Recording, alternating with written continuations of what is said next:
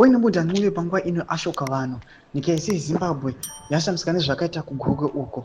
Panguwa ine nyika yese inoziva kuti vana muda nluve ndo vamwe vanhu vanozikanwa kunzi aiwa ndo vakunzi Zvigananda nana Bomshogeza vachikolewa up kunzi aiwa vakomana veZimra kana vakomana vanoona mafambiro emari vanofanira kunyatsoinvestigeta vakomana ava kana itori zeki chaiyo inofanira kufamba ichiinvestigeta vakomana just because zvavari kuita zviri kuonekwa kunzi they are using state funds. Sezvo zvisanapinda mashoko ashamisa vanhu don't subscribe or like on the bell kuti ndavana pavidence info desk vanoposta this picture amukuona namuda nluve neflag obudanyira chiti honorable minister Nluve shows appreciation for Batsirai Primary School in Gokwe North, Nembudzia, with a meaningful gesture, donating a Zimbabwe flag to the institution.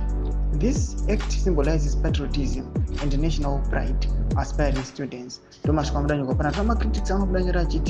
Home Minister donated a flag, yet they are looting millions of money daily. Musadaro Evanu. So this is a big joke of all times. Chichakadaro. Not people that criticize but aiwa.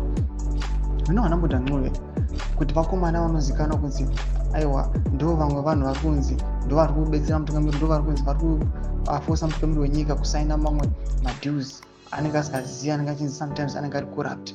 Panapo onekwa kunzi naunodonata zvake flag. Yes, zvoratidza patriotism, but this situation in munyika yeZimbabwe iri kuonekwa kunzi some of the students especially kuma-remote areas akaita sana Gokwe, some of the people vatonanya kumabhenji ogara muclass vananga nama-whiteboards vananga nama-textbooks vana vechikoro vamwe vana vana shangu but Chigananda chinodecida kunodonata aflag. Ameno maybe kumuka kana kuti kutodzikisira mamwe masocieties. Mashoko atiri kuona macritics ari achiti hakuna zvinhu zvakadai. We are not expecting this from Chigananda.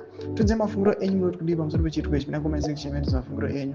Subscribe or like, turn on the bell icon.